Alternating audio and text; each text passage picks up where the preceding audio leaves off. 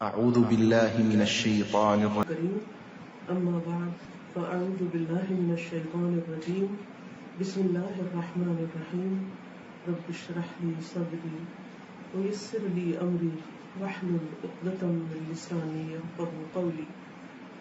ہو سکتا ہے آپ سوچ رہے ہو کہ رمضان تو گزر گیا، اب رمضان سے متعلق آیات کیوں پڑھی جا رہی ہیں؟ عقل مند انسان وہ ہوتا ہے جو کسی خاص موقع، کسی خاص وقت کے آنے سے پہلے اس کی پلاننگ کرتا ہے، اس کی تیاری کرتا ہے۔ مثلا کوئی شادی کا موقع ہے، کوئی ٹریولنگ ہے، کوئی بھی اہم کام ہے، کسی سے ملاقات ہے، تو پہلے آپ اس کے لیے پلاننگ کرتے ہیں کہ یہ کام کیسے کرنا ہے، اس کے لیے پوری تیاری کرتے ہیں، اس کے لیے وقت لگاتے ہیں، پھر وہ وقت آ جاتا ہے، وہ موقع آ جاتا ہے۔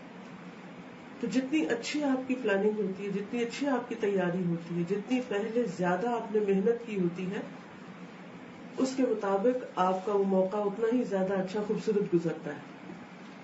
اور پھر عقل مند لوگ وہ ہوتے ہیں کہ جب وہ پروگرام گزر جاتا ہے، یہ موقع گزر جاتا ہے، تو اس کے بعد مل بیٹھ کر دیکھتے ہیں کہ اس میں کیا چیزیں اچھی ہوئی اور کیا اچھی نہیں ہوئی، تاکہ آئندہ کے پروگرام کو یا اسی طرح کے سملر پروگرام کو آئندہ اس سے بھی زیادہ خوبصورت، کامیاب اور بہترین بنایا جا سکے۔ تو اپنا جائزہ لینا، اپنا محاسبہ کرنا، یہ نہایت ضروری ہے، تاکہ ہم کل اس سے پہلے کہ قیامت کے دن ہمارا حساب لیا جائے، ہم سے پوچھا جائے، ہماری اعمال ہمارے سامنے آئے، ہم آج دیکھیں کہ ہم نے کیا کمایا ہے۔ اور اگر ہمارے کام میں، اس پروگرام میں، اس مہینے میں، اس موقع میں کوئی کمی بیشی رہ گئی ہے، کوئی غلطی ہوئی ہے، کوئی چیز ٹھیک نہیں ہوئی، کسی چیز پہ ہمارا ضمیر مطمئن نہیں، یا کوئی چیزیں ہیں جو ہمیں بودر کر رہی ہیں یا ہم اس پر بے چین ہیں، تو اس کی وجوہات معلوم کر لیں اور آئندہ سال کے لیے ابھی سے سوچ لیں کہ انشاءاللہ اللہ نے اگر زندگی میں نیکی کا یہ موقع دوبارہ دیا، نیکی کا اگر یہ موقع دوبارہ دیا تو اس وقت میں کیا کروں، یعنی اس وقت کو میں کس طرح گزاروں گی۔ ٹھیک ہے نا؟ تو اس اعتبار سے ہم سب کو جائزہ لینا ہے کہ رمضان کیوں آیا تھا ہماری زندگی میں، ہم نے اس سے کیا فائدہ اٹھایا، ہم کیا فائدہ نہیں اٹھا سکے، اور آئندہ کے لیے ہمیں کیسے کرنا ہے، کیا کیا کرنا ہے۔ کیونکہ عقل مند اپنی غلطیوں سے بھی اسی طرح سیکھتا ہے جس طرح آپ نے کامیاب تجربات سے سیکھتا ہے۔ تو سب سے پہلی چیز جو ہم ان آیات میں دیکھتے ہیں وہ ہے یا ایھا الذین آمنوا، اے لوگو جو ایمان لائے۔ الحمدللہ ہم ایمان والے ہیں۔ کتب علیکم الصیام کما کتب علی الذین من قبلکم، تم پر روزے فرض کیے گئے جیسے تم سے پہلے لوگوں پر فرض کیے گئے۔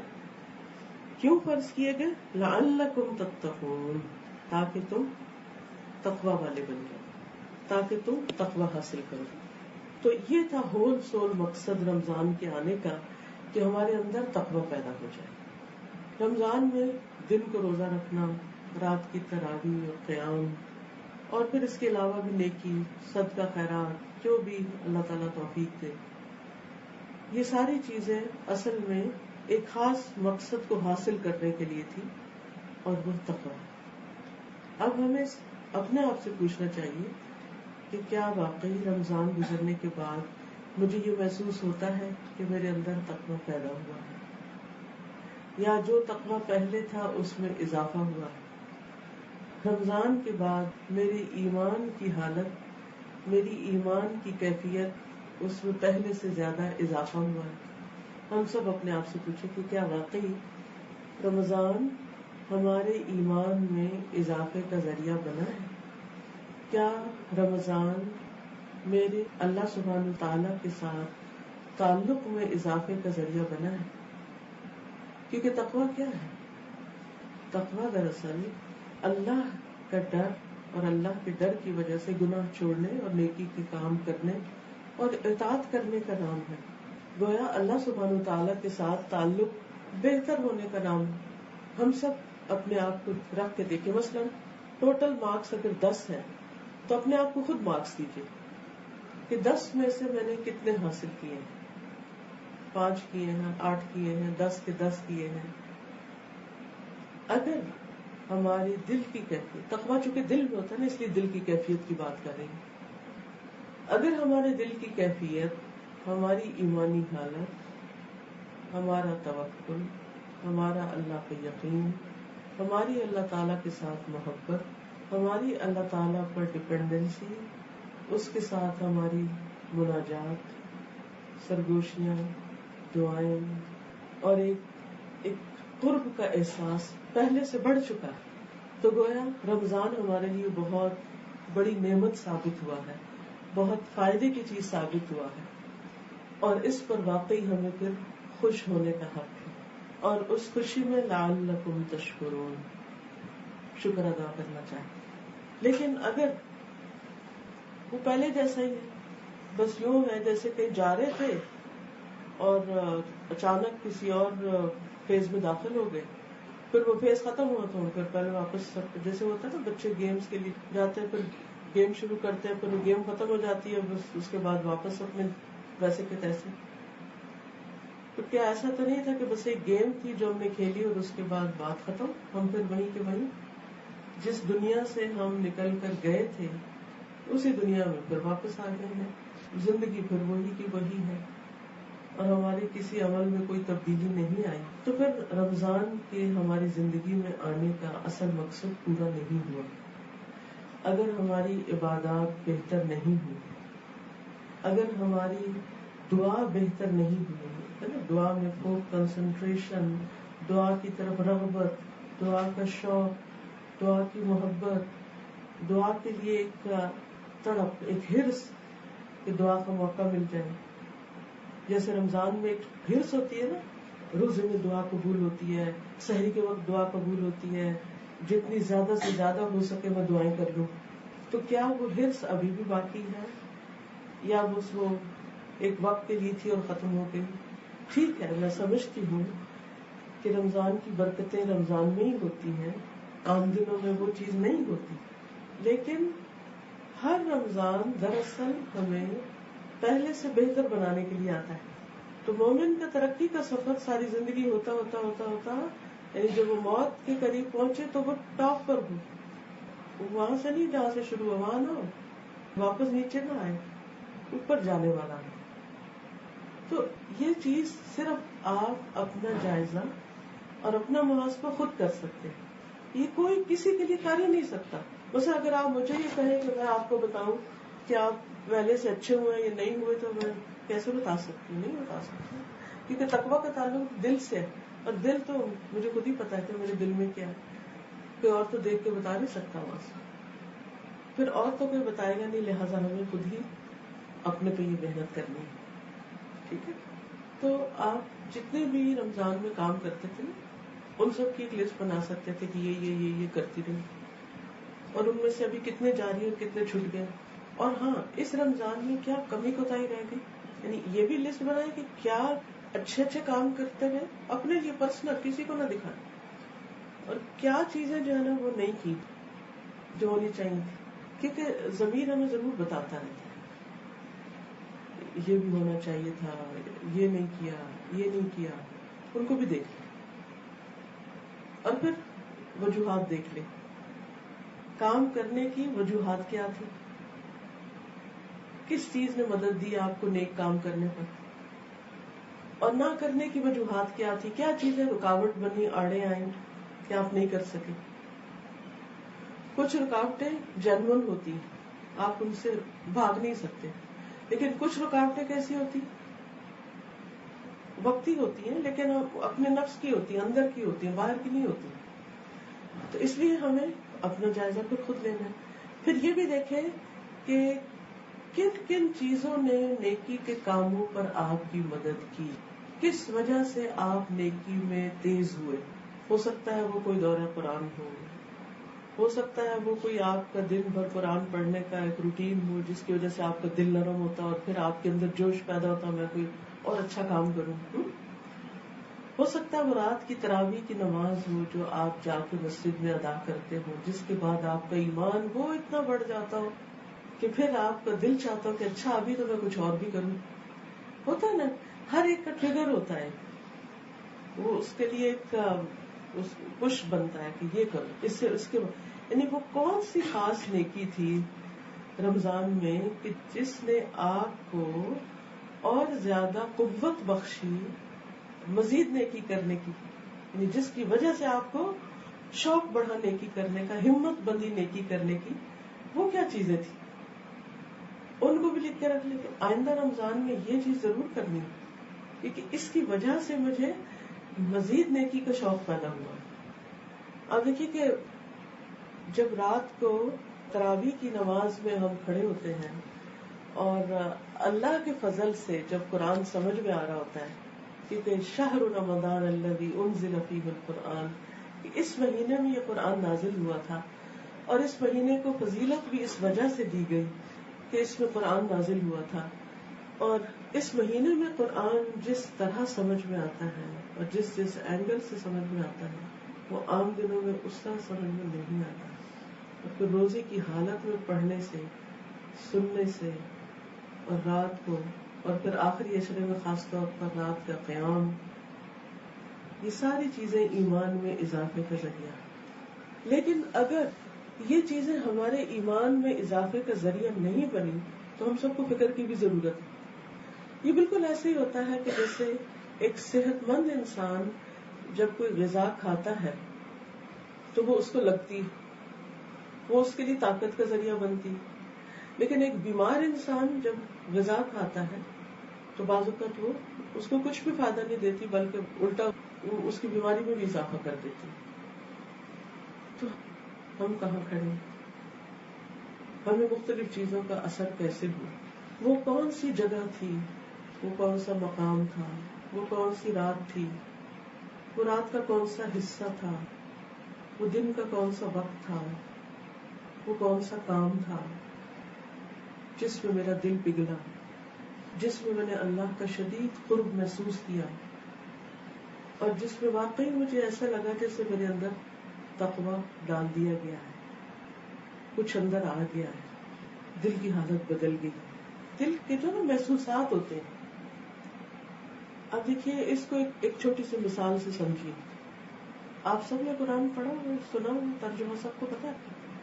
میں خاص واقعے کی طرف اشارہ کروں, اور وہ واقعہ ہے فرعون کے جادوگروں کا.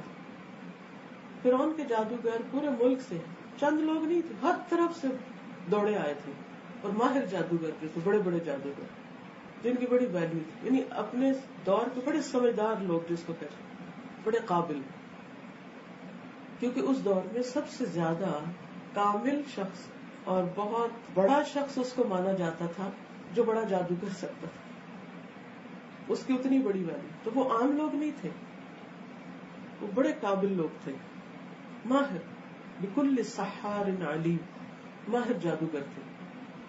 وہ آئے اور آ کے فرعون جیسے بندے کے ساتھ ایک ڈیل کرتے ہیں. فرعون کے ساتھ بات کرنا, ڈیل کرنا آسان نہیں تھا, لیکن چونکہ ان کا اپنا ایک مقام تھا اس لیے انہوں نے فرعون سے ڈیل کی. تو کہتے ہیں ہمیں کیا ملے گا اگر ہم تیرے لیے یہ کام کریں, تو ہمیں کیا ملے گا؟ تو اس نے کہا کہ تم مقرب بن جاؤ گے, یعنی میرے قریب اور آ جاؤ گے. تو بڑے خوش ہو گئے, تو اتنی بڑی چیز ہمیں ملنے لگی. تو فرعون کا مقرب بننے کے لیے انہوں نے وجاءوا بسحر عظیم, بہت بڑا جادو بنا لائے. اس کے بعد کیا ہوا تھا؟ موسیٰ علیہ السلام نے اپنا عصا چھوڑا, فَإِذَا هِيَ تَلْقَفُ مَا يَأْفِكُونَ, سارا جادو نکل گیا. صرف اتنی سی چیز دیکھنے کی تھی. فَأُلْقِيَ السَّحَرَةُ سَاجِدِينَ قَالُوا آمَنَّا بِرَبِّ الْعَالَمِينَ رَبِّ مُوسَىٰ وَهَارُونَ. یہ کیا تھا؟ چند لمحوں کی بات تھی, چند لمحوں. کس دل کے ساتھ آئے تھے, کس دل کے ساتھ آئے تھے, کس لالچ میں آئے تھے کیا مقاصد لے کے آئے تھے اور کیا بن گئے. دل کی حالت تھی نا اپ سائڈ بالکل پلٹ گئی. فوراً ایمان لے آئے, سجدے میں پڑ گئے, موسیٰ علیہ السلام کو مان گئے. فرعون نے دھمکیاں دی, اس نے کہا فقد ما انت قاض انما تقضی هذه الحیات الدنیا, جو کرنا کر لے, تو بس اس دنیا کے نقصان کرے گا, ہمیں تو اس سے بھی فرق نہیں پڑتا کہ تو ہمیں مار ڈالے, مار دے. کیا ایمان ہے, کیسا ایمان ہے, کتنی دیر لگی تھی یہ ایمان آنے میں, ہاں؟ بس ایک عصا, اور عصا نے کتنی دیر لگائی ہوگی. تو ایمان آنے میں بھی اور بعض اوقات جانے میں بھی دیر نہیں لگتی. اسی لیے یا مقلب القلوب ثبت قلبی علی ربنا لا تزغ قلوبنا بعد إذ هديتنا وهب لنا من لدنك رحمة إنك أنت الوهاب. تو رمضان میں بہت سی ایسی چیزیں ہوتی ہیں کہ جس میں ایک دم آپ کے اندر ایسے لگتا ہے کہ روشنی آ گئی. خاص طور پر جب قرآن سن رہے ہو, چاہے تراویح میں سن رہے ہو, چاہے دورہ قرآن سن رہے ہو, یا جیسے بھی, یا آپ ایمان کی کسی مجلس میں بیٹھے ہوں. کیونکہ رمضان ایک اجتماعی عبادت. اللہ تعالیٰ یہ بھی کر سکتے تھے نا کہ اچھا تم سب لوگوں کو نا سال میں 1 مہینہ روزے رکھنے ہیں, جب چاہو رکھ لو. اب کوئی کبھی رکھتا, کوئی کبھی رکھتا, کوئی کبھی رکھتا نہیں, لیکن اللہ نے سب کو رمضان میں اکٹھا کر, مشرق مغرب شمال جنوب, کالے گورے عرب عجم, سب کے سب 1 مہینے میں رکھیں گے, اکٹھے شروع کریں گے, اکٹھے ختم کریں گے. اور اس دفعہ تو بہت ہی خوشی ہوئی کہ سب کی عید اکٹھی ہو کے, اور بھی زیادہ خوشی کی بات تھی. خیر, تو یہ جو سب کا ایک روزے سے ہونا اور پھر سب کا ایک ہی مقصد کے لیے روزہ رکھنا, تقویٰ کے لیے, اکٹھے کھانا, فیملی کا بھی اکٹھے ہونا. ورنہ اب تو حالات یہ ہو گئے نا کہ کوئی کسی وقت جا رہا ہے جاب پہ, کوئی کسی وقت آ رہا ہے, کوئی کسی وقت اسکول جا رہا ہے, کوئی کسی وقت چھٹی ہو کے آ رہا ہے. ہر ایک کے کھانے کے وقت بھی فرق ہو گئے. زیادہ زیادہ کوئی ڈنر اکٹھے کر لے, وہ بھی بعض اوقات مشکل ہو جاتا ہے.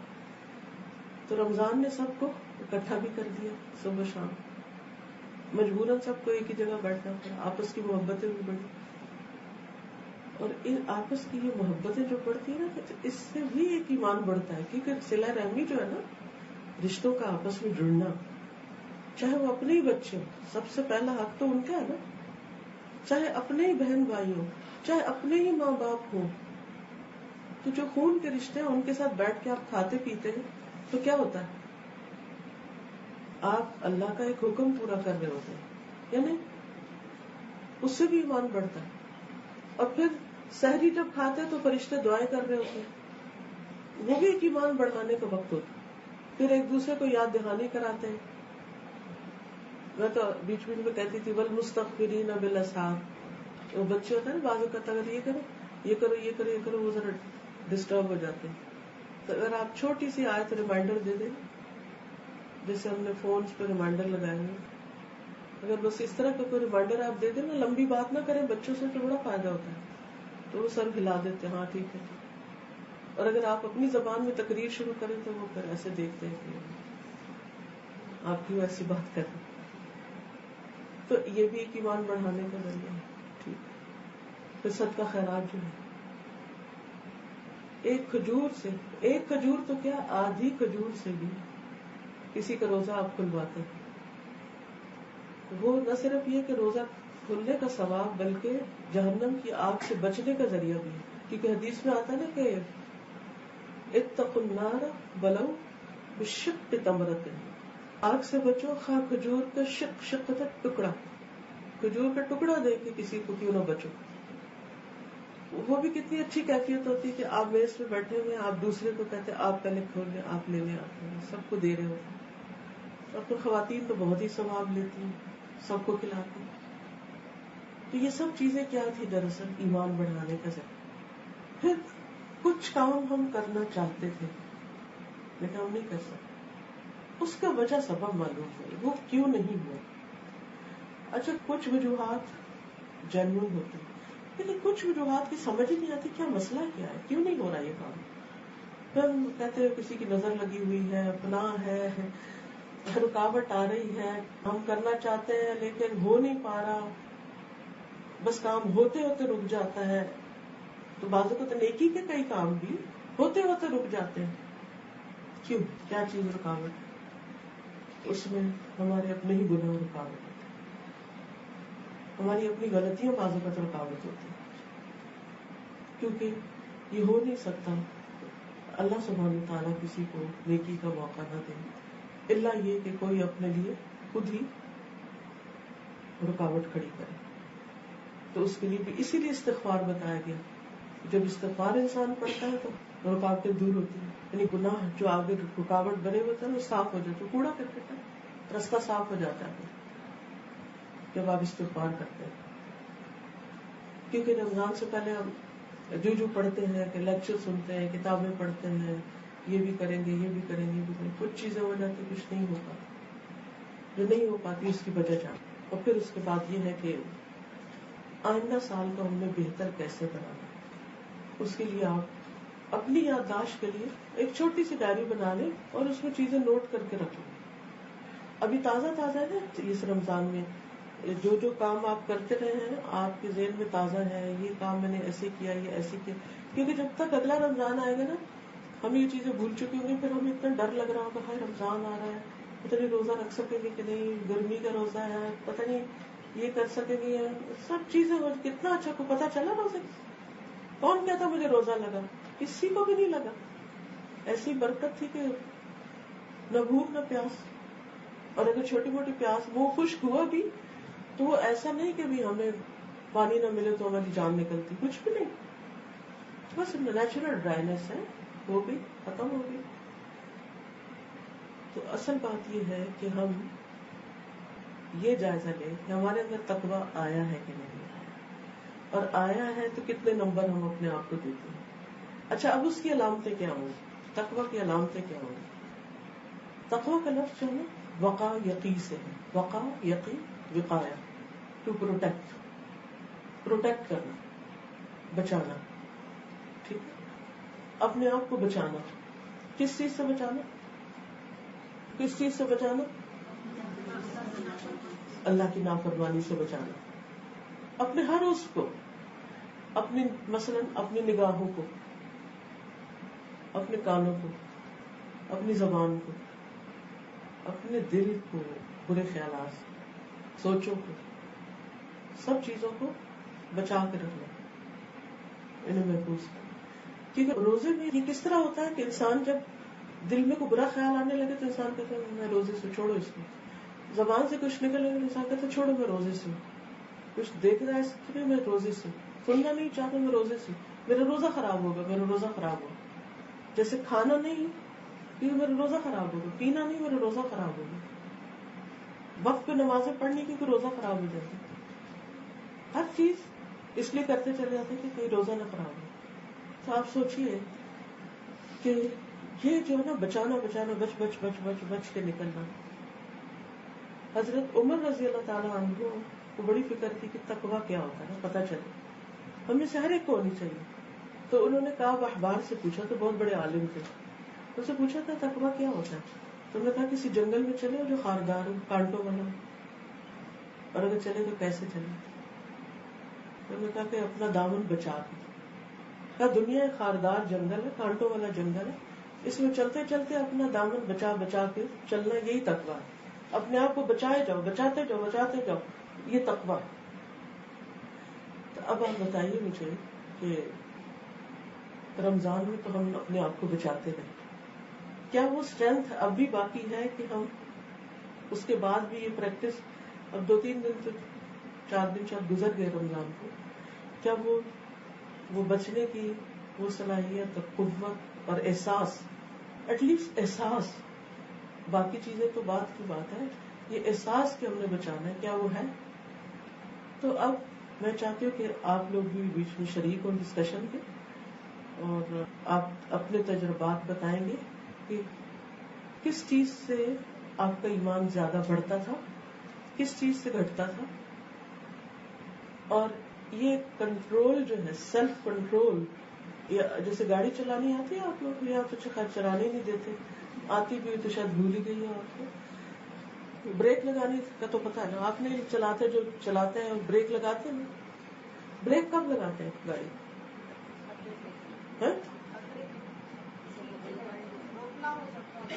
ہاں کیوں روکتے ہیں؟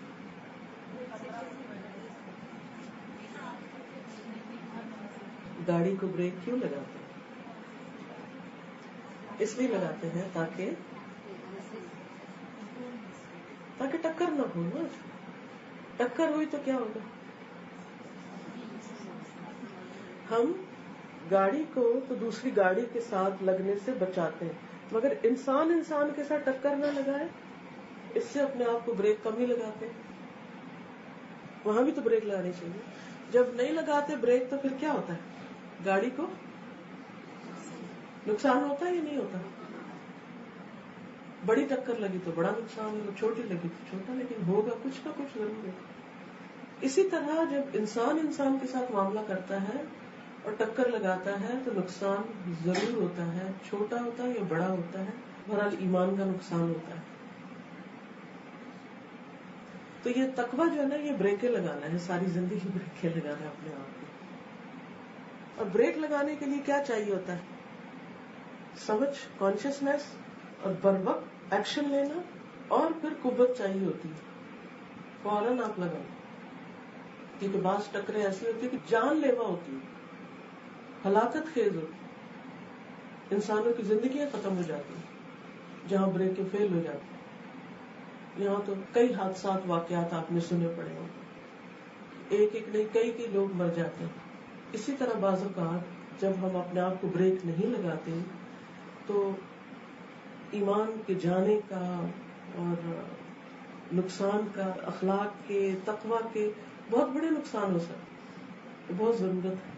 تو یہ رمضان دراصل یہ قوت پیدا کرنے کے لیے آتا ہے کہ انسان کے اندر وہ عقل، سمجھ، شعور اور وہ صلاحیت پیدا ہو جائے کہ بر وقت ہلاکت سے بچنے کے لیے اپنے آپ کو بریک لگا سکے. ٹھیک ہے؟ تو اب آپ مجھے بتائیے، آپ بات چیت کیجیے، کیونکہ دیکھیے یہ صرف لیکچر نہیں ہے، ملاقات بھی ہے، اور ملاقات دو طرفہ بات چیت کا نام ہوتی ہے. لیکچر تو آپ میرے ویسے بھی، اگر آپ اس وقت نیچے دیکھنا شروع کر دیں، آپ لگے گی ٹیپ لگی ہوئی ہے، آپ سن رہے ہیں. تو میں چاہتی ہوں آپ بھی بات کریں. ٹھیک.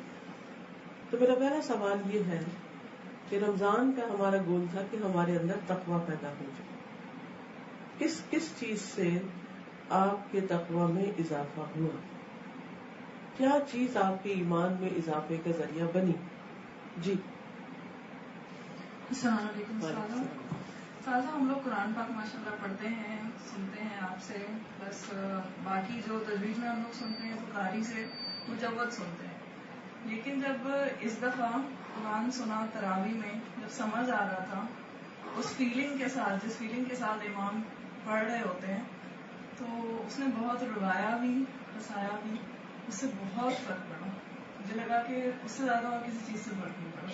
قرآن پاک جب سن کر سمجھ آ رہا تھا، اور جب وہ فیلنگ کے ساتھ وہ ایک آیت جو غفران جب وہ 3 دفعہ ریپیٹ کرتے ہیں وہ ایک آیت، تو وہ آنسو خود ہی دل سے نکلتے ہیں، آنکھوں سے نہیں نکلتے. صحیح. ان کی بات میں کوئی شک نہیں. یہ ایک حقیقت ہے کہ قرآن جو ہے وہ انسان کی دھلائی کر دیتا ہے نا، اور اندر تک، کیونکہ دل پہ اترا ہے. تو دل کو بدلنے کے لیے قرآن سے بہتر کوئی نسخہ نہیں. شفاء لما فی الصدور. اور پھر جتنا زیادہ اس کو سمجھ کے پڑھا جائے اور پھر سنا جائے. دیکھیے دنیا کی دوسری کتابیں جو ہے نا وہ بس پڑھی جاتی ہیں، لیکن قرآن سنایا جاتا ہے. رمضان میں خاص طور پر تراویح میں، قیام میں جو سنایا جاتا ہے، یہ ایک عجیب نعمت ہے. کیونکہ نبی صلی اللہ علیہ وسلم کہا کرتے تھے نا کہ مجھے قرآن سناؤ. ابی بن کعب سے شاید آپ نے کہا تھا، تو وہ رو پڑے تھے کہ کیا اللہ تعالیٰ نے حکم دیا کہ میں آپ کو سناؤں.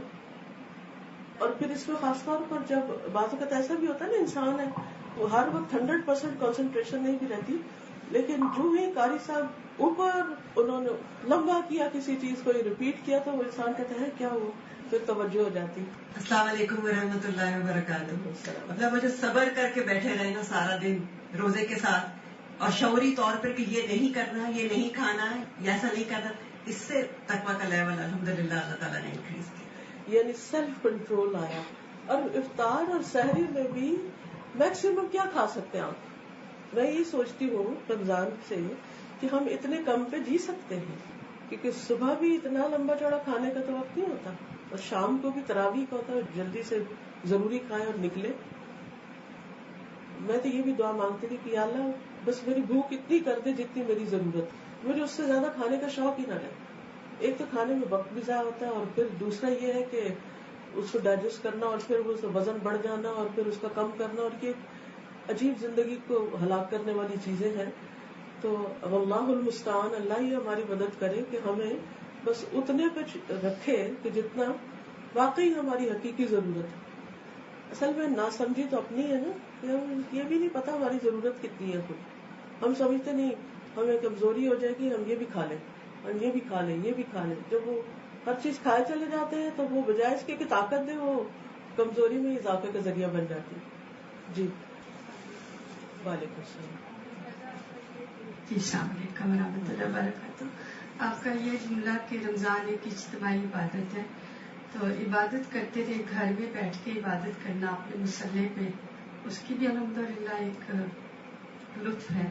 लेकिन ये कि जैसे हरम में जाके, तो ये इबादत मुझे बहुत इस दफा एक्सपीरियंस हुआ कि नमाज में भी खड़े हैं, कोई ठोकर मार के जा रहा है, कोई पानी गिरा के जा रहा है, आगे से 10 लोग गुजरे हैं, आपको धक्का दे के आपकी जगह पे खड़े हुए हैं, लेकिन सिर्फ उस वक्त एक तसव्वुर कि खुद को रोकना है, होल्ड करना है, होल्ड करना है, ये बहुत बड़ा जिहाद था। सही बात तो इससे मैंने बहुत सीखा कि लोगों में रहना किस तरह से, और हर तरह के लोगों में।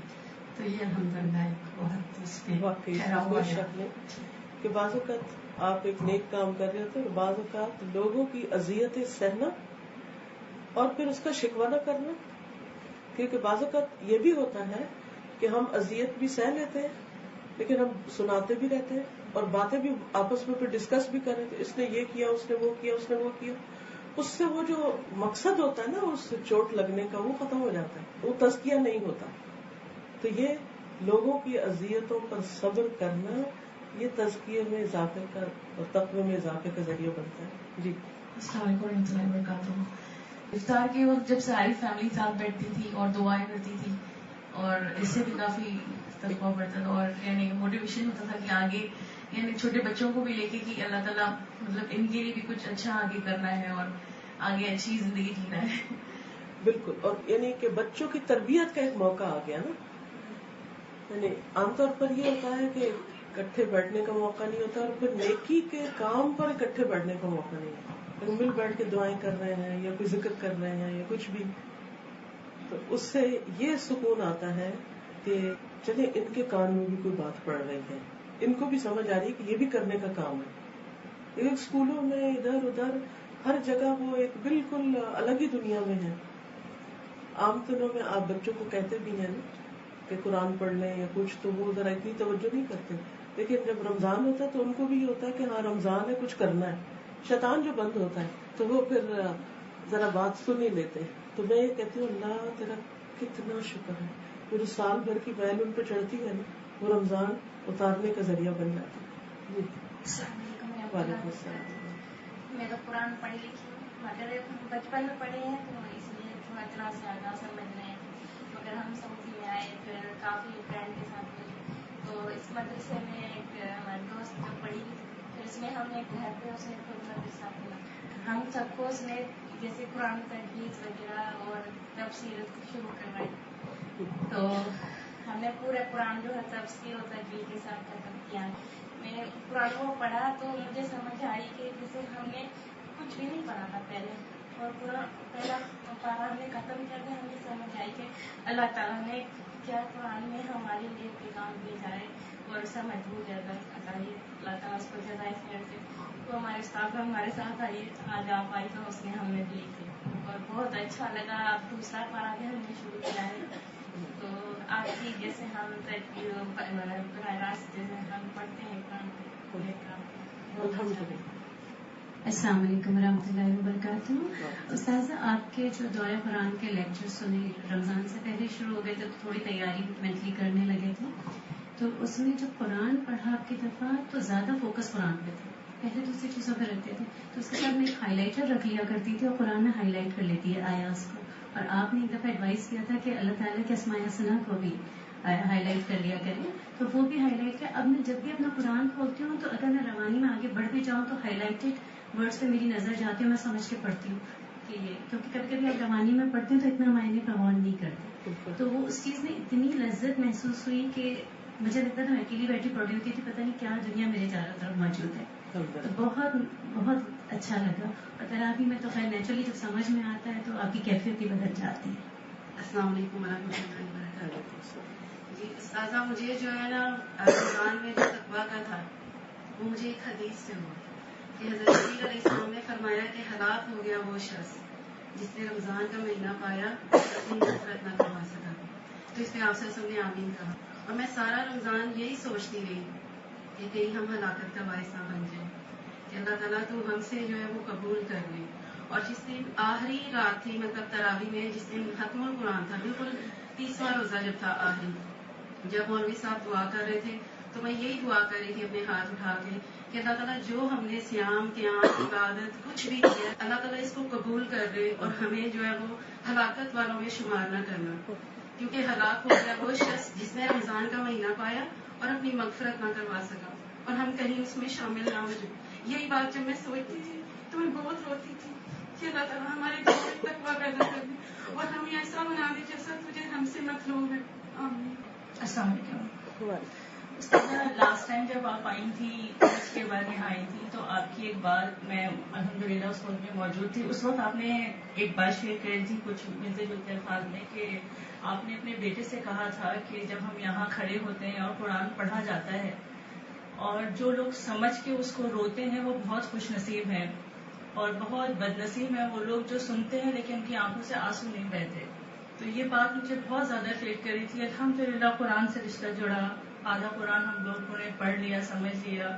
تو یہ چیز بھی کہ تراویح میں قرآن کو ہاتھ میں اگر ہم دے دیتے ہیں اور دیکھ کے, ابھی اتنا تو نہیں پڑھا, بعض اوقات اتنی آواز سے نہیں آتی, لیکن پڑھ کے جس طریقے سے اس دفعہ الحمدللہ قرآن ایسا پڑھا کہ جب پڑھا جاتا تھا اور قرآن ہمارے ہاتھ میں ہوتا تو ایسا لگتا تھا جیسے اردو زبان کو ہمیں سمجھا رہا ہے. اس طریقے سے اس علم کو حاصل کرنے کے بعد سے بہت زیادہ میرے تقویٰ میں اضافہ ہوا. ورنہ پورا قرآن, کبھی ایک وقت ایسا تھا کہ میں یہ سوچتی تھی کہ 3 قرآن پڑھوں 4 قرآن پڑھوں, لیکن اس میں آخر میں کچھ بھی تقویٰ میں کوئی بھی اضافہ, یعنی شاید اس لفظ سے بھی ہم آگے اتنا نہ تھے کہ اس کو دیکھیں کہ کیا ملا کیا نہیں ملا. اور اب تھوڑا سا بھی پڑھنے کے بعد جو لیا الحمدللہ اللہ کا احسان ہے. اللہ سبحانہ وتعالیٰ ہمیں استقامت عطا کرے. السلام علیکم. استاذہ, دوسری بات یہ کہ اس رمضان میں مجھے 2 چیزیں جو اٹریکٹیو ہوئے. ایک کہ آپ کے لیکچر میں نے سنا تھا کہ آپ نے کہا تھا کہ کبھی بھی کوئی بھی پریشانی ہو اپنے دل پر ہاتھ رکھ لیں اور کلمہ پڑھتے جائیں. بس انشاءاللہ اللہ نے چاہا تو 7 بار سے پہلے آپ کا دل ٹھہر جائے گا. پہلی تو یہ بات کہ میں نے اپنے بچوں سے شیئر کی اور ہر بات جب بھی کوئی پریشانی ہوتی ہے یہ ضرور کرتی ہوں. دوسرا الحمدللہ استاذہ اس رمضان میں مجھے نا تہجد کے وقت کا وقت بہت بہترین لگا. میں نے یہ سوچا کہ اگر اللہ تعالیٰ ایسی ہم کو توفیق دے کہ ہم روز اٹھ کر تنہائی میں اپنے رب سے کچھ بات کر لیں تو دنیا میں کسی کے سامنے رونے کی ضرورت نہیں پڑے گی انشاءاللہ. تقویٰ ہی کا ایک حصہ یہ ہے کہ بندوں کی طرف سے پہنچنے والے دکھ اور قدرتی مصیبتیں یا جسمانی تکلیفیں وغیرہ, ان کا شکوہ انسان بندوں سے نہ کرے. اس میں بڑا لطف ہے, جیسے یعقوب علیہ السلام نے کیا تھا نا, انما اشکو بثی وحزنی الی اللہ, کہ میں اپنے غم اور دکھ کی فریاد اللہ سے کرتا ہوں. یہ صرف انسان اس وقت کر سکتا ہے جب انسان کا اللہ سبحانہ وتعالیٰ سے تعلق ہر ایک سے زیادہ مضبوط ہو جاتا ہے. یعنی جب آپ کا تعلق بندوں سے زیادہ کس سے ہوتا, اللہ تعالیٰ سے. کیونکہ ایک ہیومن نیچر ہے, جو ہی آپ کو کوئی غم اور دکھ پہنچتا ہے, کوئی تکلیف, کوئی بات سناتا ہے, کوئی تکلیف دیتا ہے, کچھ کرتا ہے, تو آپ سب سے پہلے کس سے شیئر کرتے ہیں اس کو, جو آپ کے سب سے زیادہ قریب ہوتا ہے. یہ ہماری نیچر ہے. ہسبینڈ سے کریں گے, بچے سے کریں گے, دوست سے کریں گے, ماں باپ سے کریں گے. زندگی کے مختلف دور میں نا مختلف لوگ قریب ہوتے ہیں. ایک وقت ہوتا ہے کہ ماں باپ بہت قریب ہوتے ہیں, پھر ایک وقت ہوتا ہے شوہر بہت قریب ہوتا ہے, پھر ایک وقت ہوتا ہے بچے شوہر سے بھی بازو کا زیادہ قریب ہو جاتے ہیں. پھر کبھی دوست بہت قریب ہوتے ہیں، وقت وقت کی بات ہے، حالات کی بات ہے، تو پھر انسان جو ہی اسے کوئی چھوٹی بڑی تکلیف پہنچتی ہے تو فوراً یا قریب ہے تو جا کے بات کر لی، نہیں تو فون کیا، نہیں تو میسج کیا، نہیں تو اچھا ہوتا کیا اس کے بعد نتیجہ کیا نکلتا ہے جب آپ اپنی ساری داستان ایک انسان کو سنا بیٹھتے ہیں؟ وہ کیا کرتا ہے آپ کے لیے؟ وہ آپ کے لیے کیا کرتا ہے؟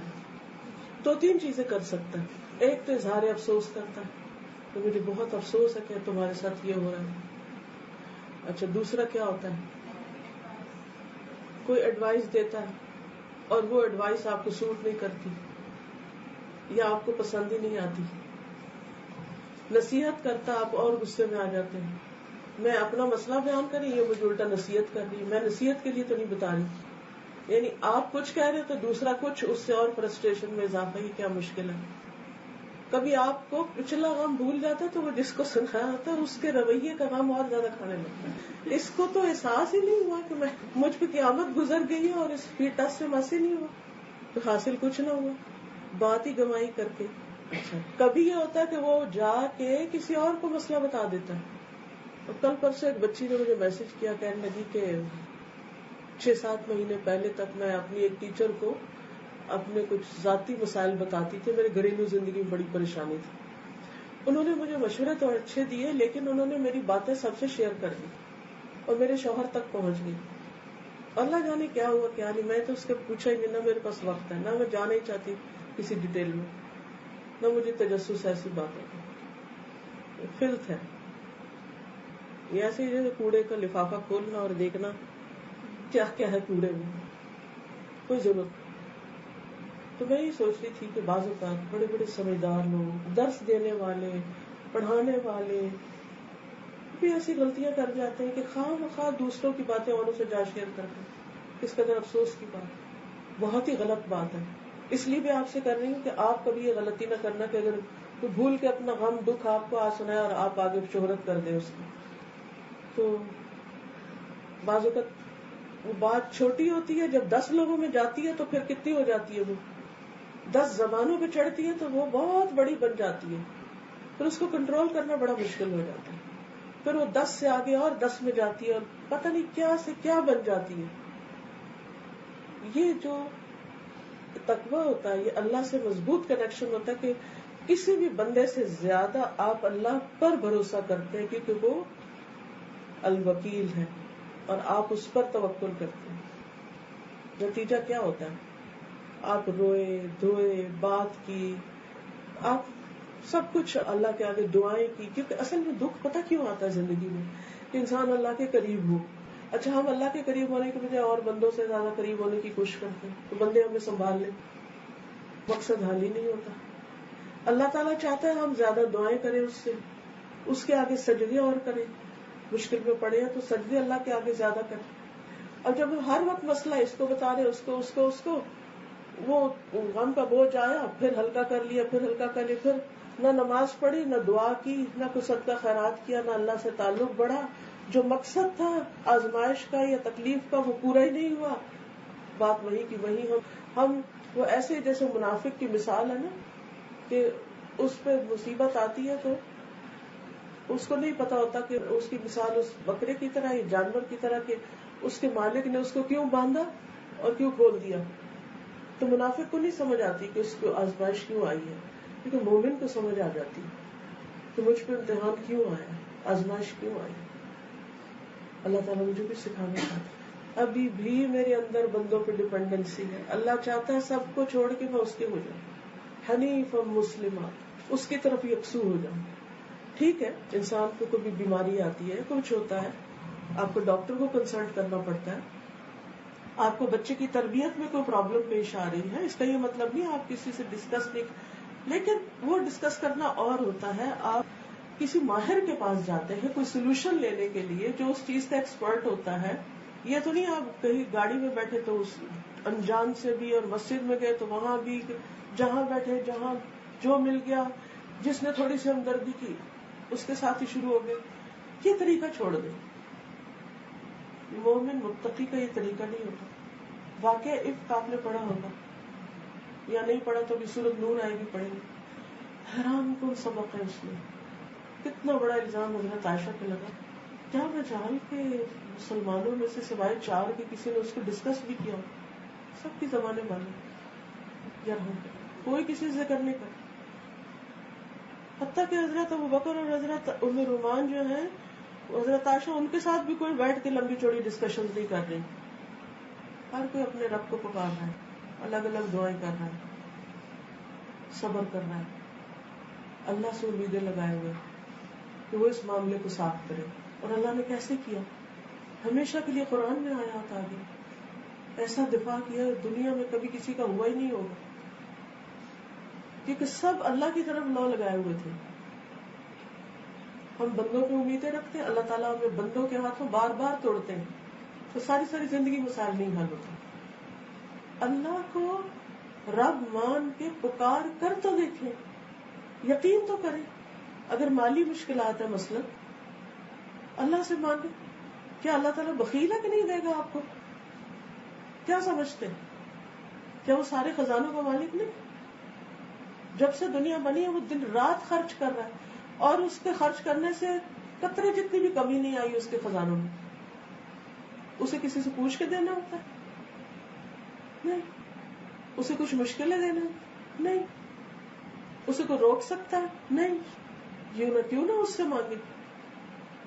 کیوں مانگتے ہیں بندوں سے؟ کیوں توقع رکھتے ہیں ان پر؟ تو حقیقی تقویٰ اس وقت تک نہیں آتا جب تک صحیح اخلاص نہیں آتا اللہ کے ساتھ. یعنی انسان اللہ کے لیے جب تک خالص نہیں ہوتا, سب کچھ اللہ ہی کو نہیں سمجھتا. تو پچھلی دفعہ جو دورہ قرآن میں نے کرایا تھا اس میں نے ایک ایکسرسائز کروائی تھی کہ قرآن مجید میں جہاں جہاں اللہ کے نام ہے وہاں پر رک کے سوچیں کون ہے اللہ.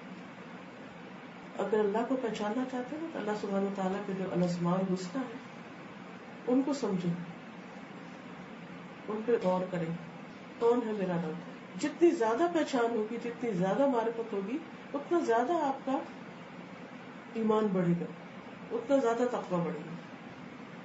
السلام علیکم استاذہ, میں پچھلے تقریباً 3 سال سے آپ کے بہت زیادہ لیکچر سن رہی ہوں. الحمدللہ قرآن کی تعلیم ختم کی اور دورہ قرآن اپنے بہن بھائیوں کو ارد گرد بھی شیئر کرتی ہوں. لیکن آپ نے جس طرح مجھے اللہ تعالیٰ کی پہچان کروائی ہے وہ پہلے کبھی میری زندگی میں نہیں تھی. اس کی کائنات میں اس کی نشانیوں کو دیکھ کے جس طرح میرا دل ہل جاتا ہے. ایک دفعہ آپ نے پرندوں کا بتایا تھا تو اسکول سے جاتے ہوئے اپنے بچوں کو دکھا رہی تھی, دیکھو وہ برڈز بالکل کیو بنا کے جا رہے تھے, تو کہہ رہی تھی دیکھو لنچ باکس نہیں ہے ان کے پاس, بٹ دے آر گوئنگ. وہ پاکستان جا رہی ہیں, وہاں پر ان کی بریڈنگ ہوگی, وہ وہاں اپنے بیبیز لینے جائیں گے کلر بہار میں. تو مجھے آپ نے اتنی الحمدللہ اللہ تعالیٰ کے ساتھ میرا تعلق جیسا بھی بنا الحمدللہ سب آپ کی وجہ سے بنا. میں نے آپ کا جو پوری سیریز ہے میرا جینا میرا مرنا وہ سنی اور اس نے میری زندگی کو ایسے پلٹ کے رکھ دیا میں سوچ نہیں سکتی تھی. اور اس طرح دوسری چیزیں بھی سنتی ہوں, لیکن جو قرآن میں ایک آیت آتی ہے کہ وَمَعَكُمْ أَيْنَمَا كُنْتُمْ, آئی ڈونٹ نو جس جہاں پر بھی تم ہو وہ تمہارے ساتھ ہے. میں نے اللہ تعالیٰ کو اپنی ہر قدم میں اپنے ساتھ پایا جب بھی میں نے اسے پکارا. چھوٹی سی مثال دوں گی میں, یہ عید کے دنوں میں بچوں کو جھولے دلوانے گئی تو بچی کو نماز پڑھانی تھی, میری بچی 7 ایئرس کی ہے, تو نماز پڑھانی تھی اور اس کے پاس سکارف نہیں تھا اور میں اپنا حجاب اتار نہیں سکتی تھی, ادروائز میں اس کو حجاب دے دیتی ہوں اوپر, تو سکارف گاڑی میں بھول گئی. تو میں نے اللہ تعالیٰ سے کہا اللہ تعالیٰ مجھے کچھ, کیونکہ وہ اوپن ایریا میں نماز پڑھنی تھی تو مجھے پتا نہیں چل رہا میں کہاں سے سکارف لوں. یقین کریں استاذہ میرے رونگٹے کھڑے ہو گئے. میں بیٹھی اور میں نے صرف یہ مانگا تھا اللہ سے. میں نے جیسے عورت یوں نقاب کرتی ہے نا, مجھے نہیں پتا چلا, میرے ذہن میں بالکل یہ آئیڈیا نہیں تھا, لیکن میں نے ایک دم سے اس کو اتار کے دیا اور اپنے چہرے پر یہ ڈال دیا اور میرے اتنی اندر سے فیلنگز آئیں کہ یہ کیسے ہوا, میں نے تو سوچا بھی نہیں تھا. میں ہر چیز میں اللہ تعالیٰ کو اپنے ساتھ پا رہی ہوں الحمدللہ, اور یہ سب پہچان صرف آپ کی وجہ سے, قرآن کی وجہ سے. جی نہیں, مجھے قرآن کے ساتھ متعارف آپ نے یہ اللہ کا احسان ہے, جی ہم سب پر اللہ ہی. میرے کانوں میں آپ کی آوازیں آلویز चलती रहती है, सोए जागे हर वक्त। शुक्रिया बहुत बहुत, अल्लाह ताला आपको बहुत जज़ाए है। अस्सलाम वालेकुम। डॉक्टर फरहत हाशमी, मैं आपको 13-14 साल से जान रही हूँ। तो मेरा बेटा छोटा था, पढ़ता नहीं था, मतलब वो हर वक्त कंप्यूटर में रहता था। एक दफा मैंने आपका लेक्चर सुना कि इनकी अपनी एक दुनिया होती है, मैं उसको डांटती थी, वो फिर वहीं पे तो थोड़ी बहुत गुस्ताखी में रहती थी। तो जब मैंने आपका सुना ये लेक्चर तो मैंने छोड़ दिया। आज अल्हम्दुलिल्लाह वो डॉक्टर है। तो मैंने वो आपका लेक्चर जो था ना वो सुना था, तो मैंने उसको डांट और सब कुछ छोड़ने तो अपनी दुनिया में रहते हैं। आज वही कंप्यूटर जो है वो उसी के सबब सबसे आगे है, सबसे ज्यादा इंटेलिजेंट है, और आज इंग्लैंड में वो सबसे अच्छा डॉक्टर है। ये बात मुझे आपकी वजह मतलब गर्विदा बनाती है। उसके बाद कुरान का रिश्ता हर मुसलमान का है, कहने की जरूरत ही नहीं है। रोजा फर्ज है, कहने की जरूरत ही नहीं है। लेकिन ये है कि आपका जो है कहने का जो तरीका है वो चाहे टीवी हो, रेडियो हो या इज्तिमा हो या किस तरह भी हो, या फेसबुक पे आजकल आप आ रही हैं और एक सफा होता है आपका तर्जुमा वगैरह, वो बहुत फायदेमंद है। तो मुझे बहुत मिलने का भी शौक था। तो मैं पाकिस्तान में गई हुई थी और इधर ही रहती हूँ, लिहाज में रहती हूँ। लेकिन आज मेरी एक दोस्त है साहिदा, उसने मुझे कहा कि वो तुम्हारे इधर करीबों तक हैं, तो मैं बड़े शौक से आई हूँ। अच्छा, अब आपने कहा है कि भाई हमने क्या किया है कि जो हमें अल्लाह के करीब ले आए। हुआ ये कि मैं, क्योंकि इस दफा आपको पता है छुट्टियां हैं, लोग गए हुए, तो वैसे भी मेरे मियाँ कहते हैं कि औरतों का इतना नहीं है जरूरी तरावी के लिए जाना, और कुछ हम भी बुढ़े बुढ़े हो गए हैं, कुर्सियां वर्सियां हम भी नहीं लेके जाते। तो वो ये हुआ कि ये मस्जिद हरम जो है, तो पहले तो ये होता था दोनों जगह तरावियां होती थी, तो इंग्लिश में ट्रांसलेशन आती थी। तो इस दफा मैंने ये किया कि जब रात को वो तरावी होती थी, यानी कि सपारा एक है, हमने सपारा पहला एक जो है वो अच्छी तरह अपनी तरफ से कोशिश होती थी, लेकिन फिर भी नहीं हो पाता था। उसको तर्जुमे से सिर्फ पढ़ना, अरबी नहीं पढ़नी, सिर्फ तर्जुमे से पढ़ना। जब शाम होती तो इतनी इश्तियाक होता था कि कब तरावी शुरू हो और मैं बैठूं। तो मैं सिर्फ तर्जुमा पढ़ते थे, मैं तरावी नहीं पढ़ रही थी, लेकिन उनका तर्जुमा जब मैं पढ़ती तो वो जब कुरान सुनती थी तो वो जो समझ आती थी, सुभान अल्लाह। तो इसी तरह ना मैंने इस दफा ये सारा इस तरह कुरान पाक जो है समझ के सुबह थोड़ी वो सबका याद करना, और शाम को जब घर में होता था तो उसके साथ वो पढ़ना तर्जुमा, तो वो बहुत मजा आया। उसके साथ ये भी होता था कि कभी हम गाड़ी में जा रही हैं, क्योंकि पढ़ा होता था पहले तो समझ बड़ी अच्छी तरह आती। अब अल्हम्दुलिल्लाह फिर मैंने ये रखा कि एक डायरी बनाई, उसमें एक रखा तो भी ये जो आयतें हैं ये इस तरह, तो सारी समझ आई, सब बहुत थोड़ी। इस वाकई मैंने अल्लाह को बहुत करीब पाया। चंद साल पहले तक तर्जुमा तफसीर के बारे में कुछ नहीं पता था। तरावी में जैसे सुनते हैं कुरान पाक, तो मैंने उसमें एक दफा सूरह यूसुफ एक पूरे स्ट्रेच में सुनी, तो वो थोड़ा थोड़ा जो लफ्ज जो अरबी से जरा मार्फत से समझ में आए, तो मुझे भीतर में इतना अफसोस हुआ। मैंने बहुत उस दिन अपने आप को मुजरिम समझा, मैंने बहुत रो के दुआ की। हालांकि ये अहसनुल कसस और मुझे पता ही नहीं है क्या है, और मुझे आपका भी कुछ नहीं पता था, मदरसे का मैंने नाम भी नहीं सुना था कभी। मैंने बहुत उस दिन दुआ की कि मुझे समझ में आए किसी तरीके। फिर अल्हम्दुलिल्लाह 2 साल बाद मेरा यहाँ आने का सबब बना, फिर मैंने आपके लेक्चर सुने। तो उसके बाद 2015 का रमजान मेरा बहुत अच्छा गुजरा, मुझे माशाल्लाह तब तक हमारे 9 सिपारे हुए थे, वो बहुत अच्छे समझ में। उसकी वजह से अगला कुरान मजीद भी जो होता था तरावी में बहुत अच्छा समझ। इस मरतबा जब रमजान आया, मैं कुछ ऐसी परेशानी में थी कि मेरी वो इबादत जो मैंने प्लान की थी और जिस तरह मैं पहले गुजारती थी वैसा बिल्कुल नहीं हो पाया। मुझे बहुत उसका गिल्ट था कि मैंने वैसा नहीं गुजारा रमजान। लेकिन इत्तेफाक क्यों हुआ कि आखिरी रोजों में पूरी एक स्ट्रेच में सूरह यूसुफ उन्हीं कारी के साथ पढ़ने का मुझे मौका मिला। तो वो हम चूंकि पढ़ चुके थे, तो मुझे कितना उस दिन अच्छा लगा, ऐसा लगा मेरा सारा जो दिल का बोझ खत्म हुआ। बेख्तियार मैंने बहुत अल्लाह का शुक्र अदा किया। उसमें यूसुफ अलैहिस्सलाम का किरदार, उनके वालिद का, उसमें ऐसा है कि जिंदगी का हर पहलू है इसमें। और जो खुसूसन जो याकूब अलैहिस्सलाम का एक दुखी वालिद का किरदार है, लेकिन वो कितने शुक्रगुजार हैं। तो मैं भी उन दिनों अपनी बच्ची की वजह से बहुत परेशान थी, तो पर मुझे बहुत अच्छा लगा, बहुत पुरुमीद।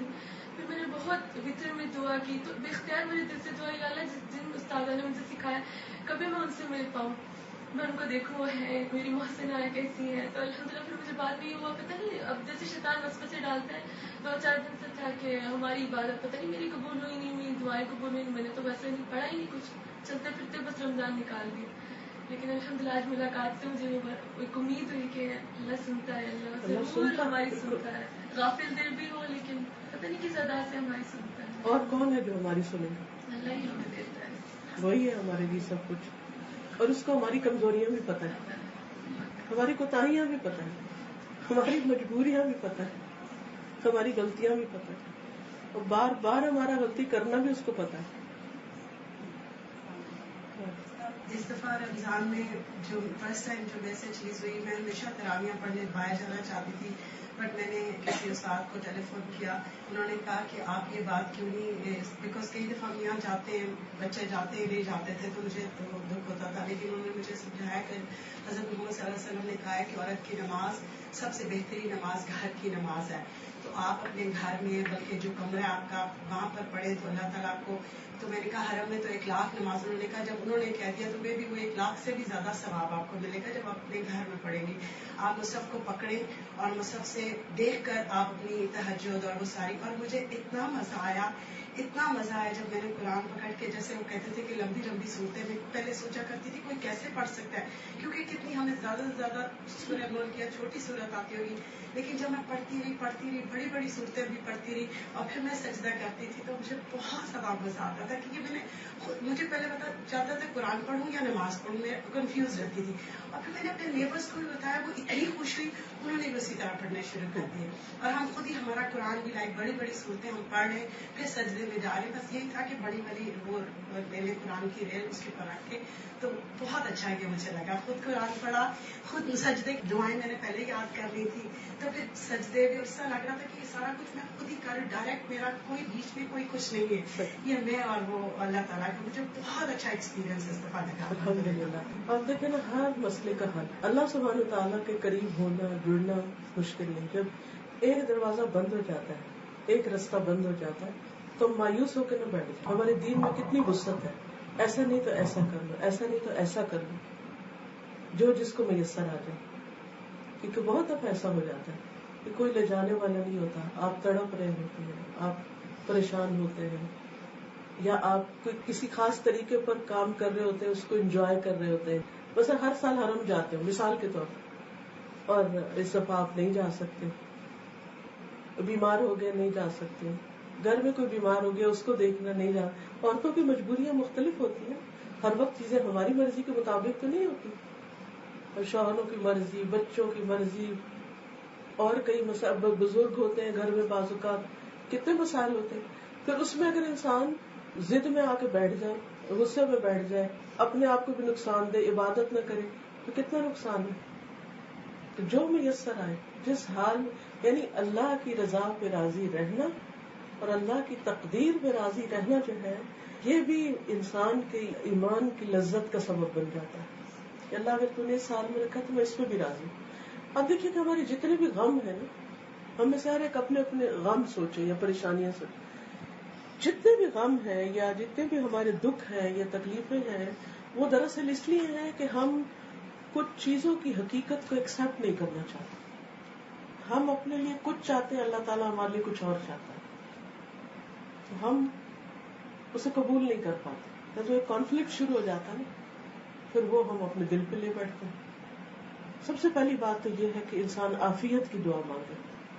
دوسرے یہ کہ اگر کچھ چیزیں ہماری مرضی، مزاج یا طریقے کے خلاف جا رہی ہیں تو اسے اپنے لیے اللہ کی رضا سے، اللہ تعالیٰ نے یہ رستہ میرے لیے رکھا ہے، شاید میرا اجر اور میرے درجات کی بلندی اسی کے ذریعے.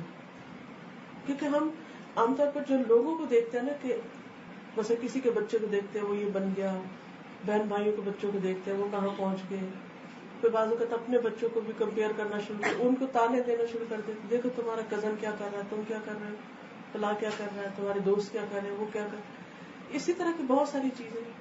بعض اوقات شادی کا مسئلہ ہوتا ہے بچوں کی، بعض اوقات اولاد کا مسئلہ ہوتا ہے کہ شادی ہوگی ان کے آگے بچے نہیں ہو رہے. کئی مسائل ہیں زندگی کے جن کے دکھ ہم نے سینے پہ رکھے ہوئے ہیں، جن غموں اور دکھوں میں ہر وقت ہم جیتے ہیں.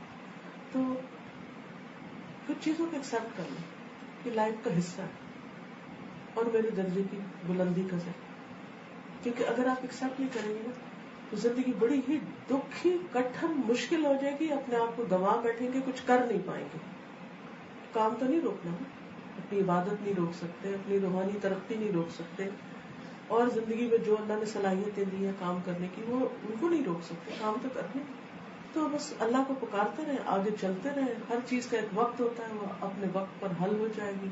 और अगर नहीं भी तो भी तकदीर का हिस्सा है, उसे मान लो।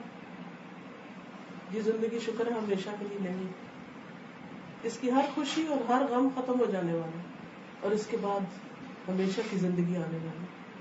जो यहाँ के गमों और दुखों को अल्लाह की रजा में कबूल करके राजी रह के अल्लाह की तकदीर पर गुजारेगा, अल्लाह ताला उसको बाज़ वो अजर देगा कि इंसान सोच भी नहीं सकता। कुरान मजीद में आता है, इन्नमा युवफ़्फ़ास-साबिरून अजरहुम बिग़ैरि हिसाब, कि सब्र करने वालों को उनका अजर बेहिसाब दिया जाएगा, बिना हिसाब, यानी अनलिमिटेड, गिन नहीं सकते, हिसाब नहीं उसका कर सके कि कितना। ये कोई मामूली बात है? क्या अल्लाह अपने वादे पूरे नहीं करेगा? करेगा। हमें अपना काम करना है, अपने हिस्से की जिम्मेदारी पूरी करनी है, ठीक है। और फिर रमजान के बाद जैसे हमें वलितुकब्बिरुल्लाह अला मा हदाकुम, ताकि तुम अल्लाह की बड़ाई बयान करो उस पर जो उसने तुम्हें हिदायत दी। रमजान हिदायत का जरिया भी बनता है ना, और जो भी अल्लाह ताला हमें करने की तौफीक देता है, क्योंकि हिदायत दो तरह की होती है। हिदायत जो है ना, उसका जो अरबी में माना है इल्मुन नाफि वल अमल बिही, नफामंद इल्म और उस पर अमल की तौफीक। तो रमजान में अल्लाह ताला नफामंद इल्म भी देता है, कुरान को दोबारा पढ़ा कर हमें, और फिर अमल की तौफीक भी देता है। तो उस पर अल्लाह का शुक्र अदा करना और अल्लाह की बड़ाई बयान करना। अल्लाह ने दिया है ये सब कुछ, अल्लाह की बड़ाई, मेरे अपने अंदर कोई कमाल नहीं था। इंसान बाद में हैरान होता है ना कि ये मैं ही हूँ जो रात को ना सो तो ये बीमारी लाहक हो जाती है, ब्लड प्रेशर हाई हो जाता है, वो ये सब दुखने लगता है अपना। और रमजान में पूरी पूरी रात भाग रहे हैं, दौड़ रहे हैं, और फिर भी खुश हैं, चल रहे हैं। तो ये अल्लाह ही का शुक्र अदा करने की जरूरत है। अय्यामुम मादूदात फमन कान मिनकुम मरीदन अव अला सफरिन फइद्दतुम मिन अय्यामिन उखर। अब जिनके रह गए हैं कुछ, जितनी जल्दी हो सके उसको मुकम्मल कर लें।